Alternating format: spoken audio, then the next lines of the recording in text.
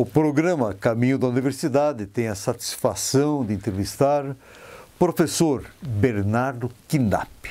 Ele, professor aposentado da universidade, de ensino fundamental e médio, mas não se aposentou nas pesquisas de diversas áreas. Mas tem uma pesquisa que é muito especial, onde ele investe seu tempo com a maior alegria. Nós vamos falar sobre o pó de rocha. Meu caro professor Bernardo, seja bem-vindo ao programa Caminho da Universidade TV 1000, que é afiliado à TV Cultura do Brasil. Olá, professor Aloysio, telespectadores. É uma oportunidade boa de nós conversarmos, pensarmos sobre um novo paradigma da agricultura que está surgindo, principalmente no centro do Brasil, Goiás, Minas, no oeste da Bahia, assim por diante. E eu tenho um pouco a ver com isso. Professor Bernardo, na verdade essa entrevista já é para ter realizado há 4 anos atrás. E é interessante, agora deu certo. E nós estamos, claro, o telespectador está percebendo, escutando um som diferente. Estamos tendo o prazer de estar exatamente no seu pequeno paraíso. E, professor Bernardo, antes de nós entrarmos nesse assunto tão importante que você já deixou claro no começo, eu quero que o meu telespectador conheça um pouquinho quem é o garoto Bernardo Knapp. Vamos conhecer um pouquinho da sua origem, sua família, para depois nós entrarmos no assunto propriamente dito. Por gentileza, onde nasceu?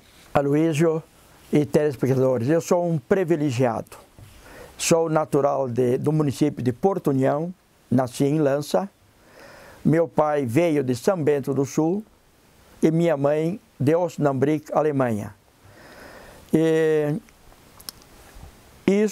A minha infância, eu estou com 76 anos, portanto, a minha infância foi na década de 50.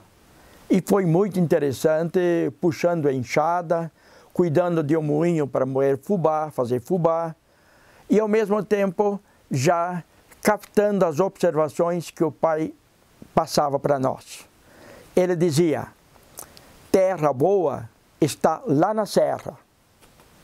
Aqui, no lugar baixo, nós temos que deixar descansar a terra por ao menos 5 anos. E depois fazer a queimada e plantar 1 ano. Eu me intriguei, não dei muito, mas era uma observação que me ficou.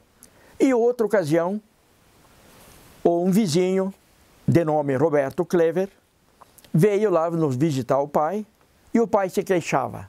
Oh, meus porcos, eram uns 10 porcos, não querem engordar com o milho.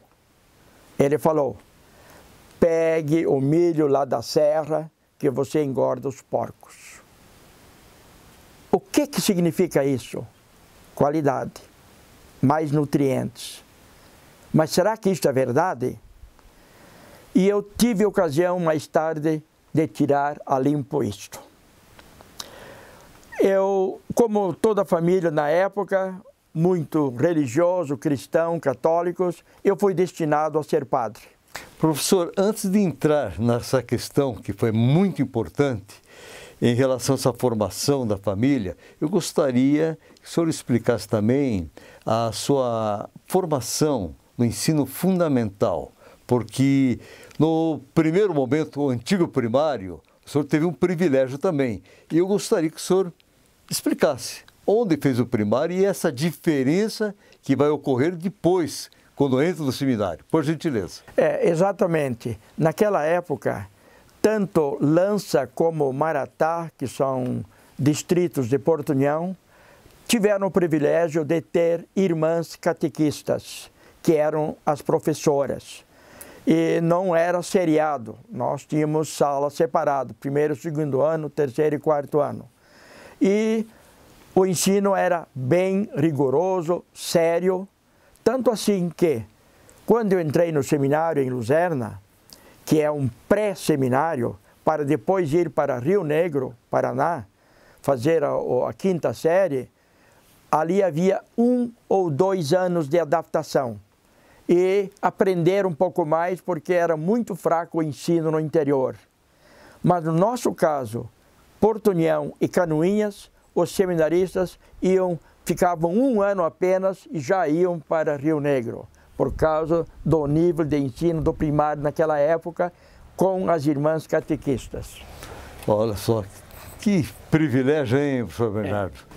Depois disso, nós fomos para Rio Negro, 1 ano, 5ª série, e depois fomos para Agudos, São Paulo, um seminário grande, 310, 320 seminaristas, e mais os professores, padres e alguns não padres também já, davam umas 400 pessoas naquele grande seminário. E lá eu fiz o ginásio e fiz o científico. Na época você podia fazer o clássico ou o científico, mas eu era vidrado em ciência. Então, científico, não há dúvida nenhuma. Se identificou bastante. Lá eu tive ocasião de ler bons livros de química, de física, biologia. Isso me sintonizou muito com a natureza, com as coisas. E eu nunca me desliguei com a agricultura. Mesmo lá no seminário, eu já ia trabalhar ou no pomar ou na horta, porque eu gostava mesmo disso. Depois, fomos para o noviciado, rodeio, 1 ano. E em seguida, ficamos 1 ano em Curitiba, já fazendo filosofia, 1 ano. E aí resolveram fazer uma experiência em Petrópolis. Todos iriam para Petrópolis fazer filosofia e teologia ao mesmo tempo. E nós reivindicamos que poderíamos também fazer uma faculdade reconhecida, porque senão você não tem nenhum documento na vida, etc. Nós queríamos estar engajados com a sociedade. E eles permitiram essa experiência. Extremamente democrático. Os franciscanos? Franciscanos. E fomos fazer os vestibulares. Lógico, eu escolhi o que existia na universidade, ciências. 3 anos. Sua paixão? Licenciatura curta na época. Né? Ah, curta, 3 anos? Curta, 3 anos. Mais tarde, eu fiz biologia, mais 1 ano em Bauru, quando eu já trabalhava como professor em Agudos. Né? Tudo bem. Essa formação me deu muita vontade de estudar, de ler e de entender um pouco tudo isso. Mas a maior revolução aconteceu depois, porque eu fiquei 6 anos no seminário lecionando biologia, matemática, ciências, e eu acabei sendo transferido para Lages, no Colégio Diocesano, e lá eu resolvi sair por vários motivos, e eu fui acolhido pelos meus irmãos, que tinham plantações de melancias com 10, 20, 30 alqueires. Trabalhei até na CEASA, na CEAGESP em São Paulo, para vender, tudo foram experiências interessantes. Mas aconteceu alguma coisa. Conseguimos irrigação, tudo mais, porém aumentou o número de uso de agrotóxicos. Muitos começaram a plantar melancia. E aí é suscetível, espalha os fungos, etc., ficam mais doentes. Aí nós temos, não é a nossa vocação assim. Não dá para trabalhar com venenos. Paramos de plantar melancia. A família decidiu não produzir ou não ter produtividade em relação com esse, digamos, não adubo natural normal. Sem agrotóxicos nós teríamos produção menor e como agrotóxico seria maior, mas seria prejudicial. Interessante essa consciência do seu pai, dos seus irmãos, de toda a família, KNAP, no sentido de oferecer um produto de qualidade para a sociedade, professor? Eu acho que estava inerente em nós esta vontade. E por isso que eu depois fui perceber, estudando mais, quando eu tive que achar outra profissão, foi professor, porque eu tinha biologia e licenciatura curta em biologia, e trabalhei então num colégio Cid Gonzaga e na faculdade. Professor, nós vamos entrar no segundo bloco em relação às suas atividades profissionais. Nós vamos segurar um pouquinho agora o primeiro bloco estamos findando, a coisa passa rápido, e no segundo bloco o senhor vai explicar exatamente sua caminhada como um educador, como professor, e esta paixão que levou o senhor para uma especialização na FURB, para exatamente se dedicar para a pesquisa do pó de rocha. Ok? Nós já vamos retornar.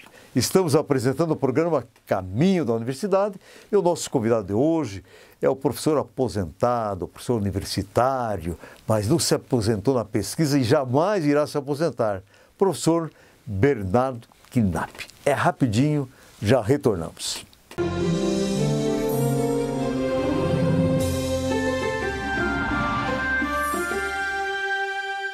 Estamos retornando com o programa Caminho da Universidade e o nosso entrevistado é o nosso benquisto professor Bernardo Knapp, nosso cientista, eterno pesquisador.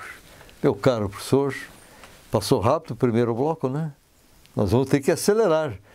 Vou negociar com a minha chefe aí para dar uns minutinhos a mais para o senhor, tanta coisa boa. E depois, 4 anos atrás, o senhor está me devendo já essa entrevista. Acho que o senhor merece uns minutinhos a mais. Professor, nós paramos no sentido que eu lhe fiz o questionamento sobre as suas atividades profissionais. Sabemos que todo esse know-how de aulas, pesquisa, estudo no seminário foi de grande valor. O senhor se tornou apenas frei, mas não foi ordenado. Mas todo esse capital de conhecimento o senhor vai aplicar exatamente para a sociedade brasileira.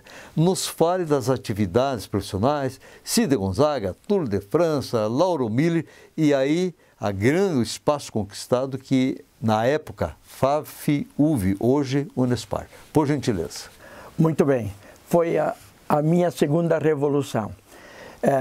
Eu estava já lecionando no colégio Cide Gonzaga e professores que também lecionavam lá, mas eram da FAF, da Unespar, me convidaram para dar aulas de biologia. E eu aceitei, mas eu tinha que fazer uma pós-graduação. Na época existia muito pouca pós-graduação, só fora. E eu acabei sendo escolhido para ir em Blumenau, na FURB, Universidade de lá, e fazer uma pós-graduação em biologia, especialização em biologia. Claro, eu escolhi um tema para a monografia que fosse interessante para todos, principalmente para os agricultores, porque eu já sentia, percebia que a rocha é muito importante para liberar seus minerais e alimentar melhor a humanidade. Foi assim que fizemos os testes da rocha e os testes de solo e os primeiros experimentos na roça FAF que eu dirigia na época. E conseguimos ver os primeiros resultados. Aumentou o pH do solo, aumentou a quantidade de fósforo, aumentou a quantidade de potássio. Significa que a rocha tem condições de liberar nutrientes, sim. Só precisa ser bem moído. Quanto mais fino, mais contato tem com a umidade e com os micro-organismos que processam o solo. Eu sempre empolgado nisto, eu tive apoio da Mineropar, Paraná, para ser publicado, inclusive, esse trabalho que fizemos, a minha monografia, e eles fizeram cálculos, inclusive, quanto pó tem que pôr, etc., e que poderia ser um novo nicho de exploração do pó da pedra, do basalto. Hoje eu sei que existem muitas rochas boas nesse sentido, não é só o basalto. Embora o basalto, a origem é vulcânica, ela tem todos os elementos e ela é rica realmente e produz solo muito bom. Aí eu comecei a estudar um pouco a história. Começou em 1840. Não, já havia pó de rocha antes de 1840, usavam. Com a dificuldade de transporte e de moer a pedra naquela época. Mas daí aconteceu algo é o século da química, 1800, descobriram que a rocha pode ser solubilizado melhor quando solubilizado para as regiões frias, e não região tropical, que é o nosso, que facilmente dissolve. E eles patentearam isto, ninguém poderia então fazer a mesma coisa, e foram pressionando que esta é a solução para produzir bastante alimento. Solubilizar fósforo e potássio, e mais tarde o nitrogênio foi anexado. E um escritor alemão, Zimmermann, em 1970, escreve que os livros escritos, eu não trouxe aqui, pães de pedra, na verdade pães produzidos a partir da pedra, Steine aus Gebenbrot, né? Então é um pouquinho diferente. Ali, em 1889, Justen escreve uma réplica do que foi escrito em 1840, que é só fósforo e potássio e está resolvido, né? Ele diz que pode-se produzir quantidade e qualidade melhor com pó de rocha. Mas o que aconteceu com esse livro? Simplesmente tiraram das bancas e ficou 100 anos escondido. Só publicado agora em 2003. Só em 2003 voltou. Então, interesses de ordem de mercado, tudo isso. Certamente, hoje eu tenho uma consciência muito grande de que foi bom a Revolução Verde fazer isto, produziu-se quantidade, mas teve que desenvolver uma farmácia muito grande, medicina muito forte, para podermos ter uma velhice mais ou menos tranquila. Quando você estuda povos antigos, que nem os Hunzas, viviam 100 anos tranquilos, eretos, alegres, etc., sem problema de depressão, sem problema de diabetes, sem nada. Isso eu encontrei num livro, Testemunhas Agrícolas, 1940 escrito. Então eu percebi que foi um jogo de marketing de só fazer isto. E hoje, como a planta está meio doente por falta de nutrientes, de minerais, então é muito atacado por doenças, pragas, etc. Daí começa a desenvolver os agrotóxicos em maior quantidade. Então, toda essa parafernália nos dá um alimento de qualidade inferior. E nós estamos sentindo as consequências em nós. Esteticamente são lindos, maravilhosos, as cores, tudo, o tamanho chama atenção, mas em termos de alimentação, qualidade é zero. Embora, se eu olhar esse tomate aqui, esteticamente também é lindo, mas não tem nada de agrotóxico nem de adubo químico. Pó de rocha e um pouco de orgânico. Eu garanto. Isso que é importante. Isso é resultado aqui do seu trabalho de pesquisa. Resultado aqui. Quantas gramas pesa esse tomate que o senhor pegou na mão, professor? Esse aqui nós pesamos há pouco, pesou 530 gramas. Meio quilo, portanto. Meio quilo. Né? O senhor já tem outros pesos de tomate aqui também, né? Eu já colhi do mesmo pé 735 gramas. 735? Mas tem um macetezinho. Você tem que apoiar a cabinho para não estrangular a seiva. Aí ele cresce grande. Olha aí. Senão, aí a dica para quem quiser produzir. Produzir graúdo, o senhor etc. mesmo está desprendido, não guarda segredo nenhum em relação a uma alimentação de qualidade, um produto de qualidade? Olha, eu nunca me interessei por dinheiro. Isso que eu ia perguntar. Tanto assim que 5%, tive que fazer um acordo com a minha esposa, inclusive, que 5% do meu salário é a fundo perdido para a pesquisa. Opa, olha que gesto maravilhoso, pô.